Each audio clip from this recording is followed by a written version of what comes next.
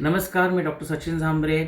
आता अक्षय तृतीया हा सण साजरी करताना बरेच जण असे म्हणतात की आमच्या घरामध्ये आत्ताच एखादी व्यक्ती मृत झाली, म्हणजे गेल्या 6 महिन्यात किंवा 1-2 महिन्यामध्ये, तर आम्ही अक्षय तृतीया सण साजरी करायचा का? तर अवश्य करायचा. सुतक हे फक्त 13 दिवस असतं, लक्षात ठेवा.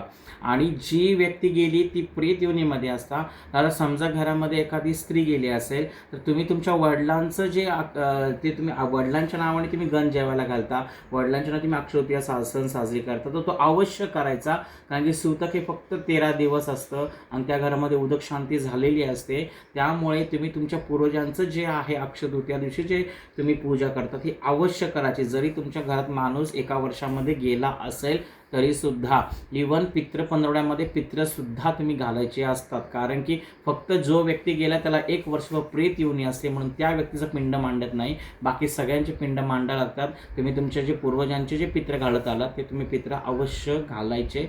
कारण की तो फक्त 1.25 महिने त्या घराला सुतक असतं. 1.25 महिने आपण बाहेर कुठे जात नाही, किंवा 1.25 महिने जे 13 दिवस सुतकानंतर 1.25 महिने जास्त आपण करत नाही, पण त्यानंतर जो सण येतो तो सण साजरी करतात. त्यासाठी मी सांगितलं होतं.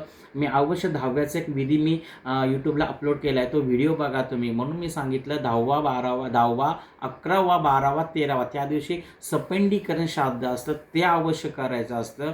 म्हणून ते व्हिडिओ बघा अवश्य, की सपिंडीकरण श्राद्ध का करायचं असतं. 12व्याला तो विधी करतात, कारण की तुम्हाला वर्षभर बाकीचे सगळे व्रत वैकल्य करता येतात, तुम्हाला देवधर्माचं दर्शन करता येतं. म्हणून 12व्याला जो विधी करतात माणूस, तो सपिंडी श्राद्ध अवश्य सगळ्यांनी करा. जर 12व्याला 12वा करत नसेल 13व्याला ते अवश्य करून घ्या. धन्यवाद.